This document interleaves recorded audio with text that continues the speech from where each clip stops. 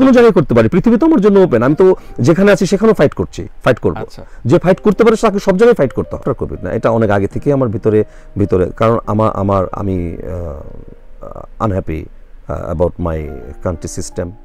আমাদের ধরে রাখার দরকার নেই। রাষ্ট্রের দায় হচ্ছে রাষ্ট্রের যত মানুষ আছেন তাদেরকে একটা সিস্টেমে ভালো জীবনযাপন দেওয়া, এটাই রাষ্ট্রের দায়। এটাই রাষ্ট্র যদি করে তাহলেই মাজনুন নিজামরা চলে যাবে না। সেখানেও সেই অভিনেতা। সুতরাং আমি আজন্ম কৃতজ্ঞ আমি অভিনেতা হতে পেরেছি।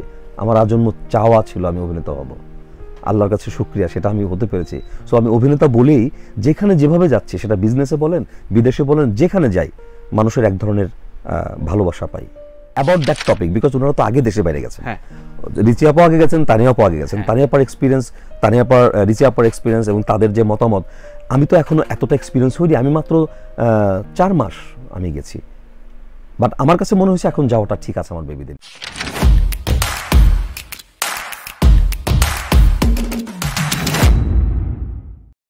তো খাবারটা খেতে পারছি না যার মধ্যে কেমিক্যাল আছে। আমি জানি না এই কলাটা খাওয়া ঠিক হচ্ছে কিনা। এটাকে একটা সুন্দর জীবন বলছেন?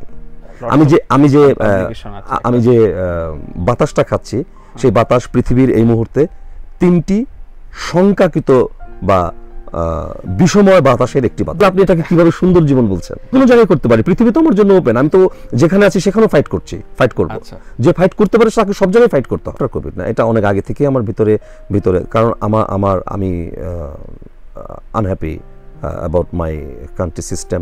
এখানে শিক্ষার যে অবস্থা আছে, এখানে জীবনযাপনের যে অবস্থা আছে, রাস্তায় বেরোলে আপনার গাড়িটা অ্যাক্সিডেন্ট হয়ে, যে কোনো ট্রাক ও ভুল করে ও ঘুমাইছিল, ওর ভুলে ব্রেকে পা না দিয়ে এক্সেলেটার পা দিয়ে আমার গাড়ি মাইরে দিচ্ছে, আমি মারা গেলাম। কোনো কিছু যায় আসে কারো?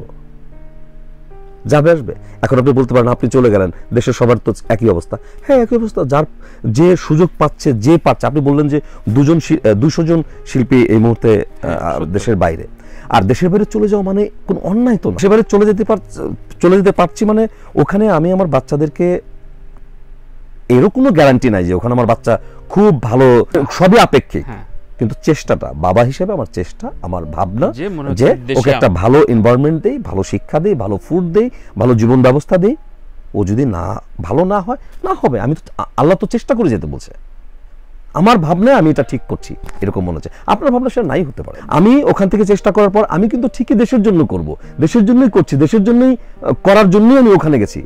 হয় না যে বড় একটা ঝাঁপ দেওয়ার জন্য একটু পিছনে যেতে হয়? সেটা যদি, আমার তো দেশের প্রতি প্রেম, ভালোবাসার টান, নাই, ঝামেলা নাই। যদি এখানে গ্রাউন্ডগুলি ডেফিনেটলি ঠিকঠাক হয়, আমি তো চলে আসবো, আবার চলে আসবে। আমার ছেলে মেয়েরাই ওখানে পড়াশোনা করে এখানে সে সার্ভ করবে। এখন ওনারা দুজনই সিনিয়র, ওনারা দুজনই experience about that topic, because ওনারা তো আগে দেশে বাইরে গেছেন। রিচি আপা আগে গেছেন, তানিয়া আপা আগে গেছেন। তানিয়া আপার এক্সপিরিয়েন্স, রিচি আপার এক্সপিরিয়েন্স এবং তাদের যে মতামত, আমি তো এখনো এতটা এক্সপিরিয়েন্স হইনি। আমি মাত্র 4 মাস আমি গেছি, বাট আমার কাছে মনে হয়েছে এখন যাওয়াটা ঠিক আছে আমার বেবিদের নিয়ে। আমার ছেলের বয়স 13, মেয়ের বয়স 9। প্রক্রিয়ার মধ্যে দিয়ে যেতে হয়েছে। নর্মালি যে যেখানে যায় সবাই একটা প্রক্রিয়ার মধ্যে দিয়ে যায়, সেখানেও সেই অভিনেতা। সুতরাং আমি আজন্ম কৃতজ্ঞ আমি অভিনেতা হতে পেরেছি। আমার আজন্ম চাওয়া ছিল আমি অভিনেতা হব, আল্লাহর কাছে শুকরিয়া সেটা আমি হতে পেরেছি। সো আমি অভিনেতা বলেই যেখানে যেভাবে যাচ্ছি, সেটা বিজনেসে বলেন বিদেশে বলেন, যেখানে যাই মানুষের এক ধরনের ভালোবাসা পাই। ওটাও তো আমারই অর্জন। আমাদের ধরে রাখার দরকার নেই। রাষ্ট্রের দায় হচ্ছে রাষ্ট্রের যত মানুষ আছেন তাদেরকে একটা সিস্টেমে ভালো জীবনযাপন দেওয়া, এটাই রাষ্ট্রের দায়। এটাই রাষ্ট্র যদি করে তাহলেই মাজনুন নিজামরা চলে যাবে না। কাজ করছি আমি চ্যানেল আইতে, আমার ঈদের নাটক আছে। আমার এনটিভিতে একটি নাটক অনিয়ার হবে ঈদের পরপরই। আমার একটি বিজ্ঞাপন আমি ডিরেকশন করেছি, সেখানে আমি স্ক্রিনে আমাকে দেখা যাবে না, কিন্তু আমি ডিরেকশন করেছি। আমি আরও 2টো নাটক ডিরেকশন করবো, স্ক্রিপ্ট রেডি আছে, কাজ করছি। আমি একটি সিনেমার প্ল্যান করছি অস্ট্রেলিয়াতে, একজন স্ট্রাগলার বাঙালির গল্প নিয়ে। থাকতে তো চাই, আসলে তো মনে প্রাণে তো অভিনেতা না। প্রথম কথা হচ্ছে ডেস্টিনেশন ঠিক করে ফেলতে হবে। কি হতে চাই, কেন হতে চাই, কিভাবে হওয়া যায়, আমি কেন হতে পারবো, এই প্রশ্নের উত্তরগুলি ঠিক করে ফেলতে হবে। ভালোবাসতে হবে, প্রার্থনা করতে হবে ওই হতে চাওয়ার জায়গাটাকে, তাহলেই হবে। স্যার আমি নিজেও জানতাম না যে আমি এরকম টাইপের চরিত্র করতে পারি, এরকম প্যাটার্নের অ্যাক্টিং করতে পারি। স্যার সেটা আমাকে চোখ খুলিয়েছেন। আচ্ছা, স্যার যদি থাকতেন আমি আরও অনেক ভিন্ন ভিন্ন চরিত্র করতে পারতাম স্যারের এখানে, যেটা অন্য 8-10 জন করতে পারছে না। ওই চরিত্র ক্রিয়েটই করতে পারে না, মানে ক্রিয়েটার হিসেবে নাট্যকার, ডিরেক্টর যারা, তাদের প্রতি শ্রদ্ধা রেখে বলছি। হুমায়ুন স্যার ডিফারেন্ট, ওনার ভাবনা ডিফারেন্ট, দেখার চোখ ডিফারেন্ট, গল্প বলার ঢং ডিফারেন্ট।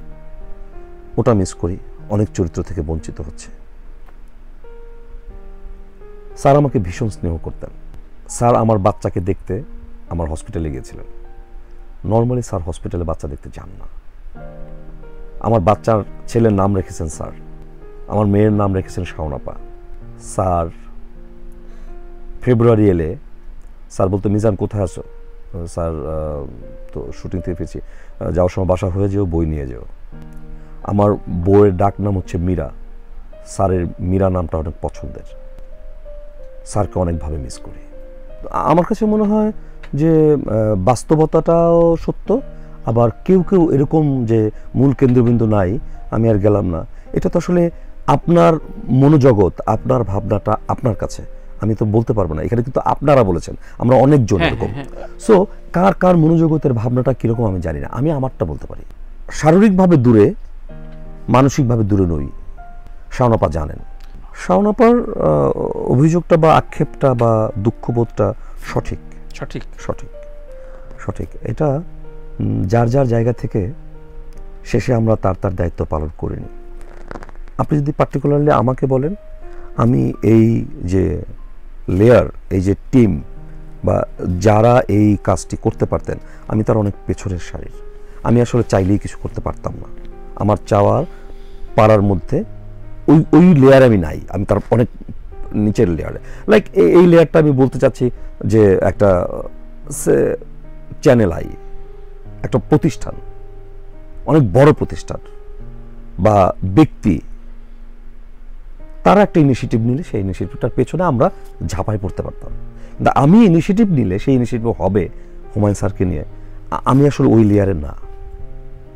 কিন্তু আমি মনোবাসনা পূর্ণ করি, মনোবাসনা ব্যক্ত করি যে এরকম কিছু হওয়া উচিত ছিল। আইআরএতে চাই না, এটা রিয়েলিটি, এটা রিয়েলিটি না। আমি ইনিশিয়েটিভ নিয়ে হয়তো খুলিনি, কিন্তু জুয়েল রানা, ইব্রাহিম, দুজন এডি, চিফ এডি একজন, সেকেন্ড এডি একজন, শাওনাপা, এদের সাথে পারতপক্ষে কমিউনিকেশন মেনটেন করে চলার চেষ্টা আগেও করেছি, এখনো করছি, স্টিল করছি। আচ্ছা আচ্ছা। শাওনাপা অস্ট্রেলিয়া ছিল, সিডনিতে গেছিল, আমি তখন সিডনিতে। আচ্ছা, হ্যাঁ হ্যাঁ হ্যাঁ। আমি শাওনাপার সাথে কথা বলেছি না, আমি কখনোই শাওনাপার সাথে শাওনাপার প্রতি বিরক্ত ওরকম ছিল, বরং আমার উইশ ছিল। আমি স্যারের কাছে বলেছিলাম, স্যার আমি শাওনাপাকে অভিনেত্রী হিসেবে আমার খুব পছন্দ, খুব পাওয়ারফুল অ্যাক্ট্রেস মনে হয়, আমি ওনার সাথে, শাওনাপার সাথে মুখোমুখি ডায়ালগ দিতে হয় এরকম একটা কাজ করতে চাই। আমি এটা বলেছিলাম স্যারকে, এবং স্যার সেটা দিয়েছিলেন। হামিদ মিয়ার ইজ্জত নামে একটা নাটক আছে, ওই নাটকটি একদম শাওনাপার সাথে মুখোমুখি আমার অ্যাক্টিং, রাইট। এবং শাওনাপাকে যে আমি পছন্দ করি, এবং একটা ব্যাপার হচ্ছে কি, আপনি যে লেয়ারের কথাটা বলছেন, যে মানুষগুলো নিয়ে, যাদের নিয়ে আপনি, দ্যাটস অল রাইট, কোনো অসুবিধা নাই। আমরা তো মানে সবাই, আমাকে স্যার স্নেহ করতেন অভিনেতা হিসেবে, মানুষ হিসেবে। স্যারের যেই গ্রাউন্ডটা আপনি বললেন, যে মানুষগুলোর নাম বললেন, এই লেয়ারে তো আমি নই, আমি তো জুনিয়র, মোস্ট জুনিয়র। তার আমি ইন করেছি অনেক পরে, তো এটা হওয়া উচিত, এটা হয় নাই, এটা আমাদের দুর্ভাগ্য।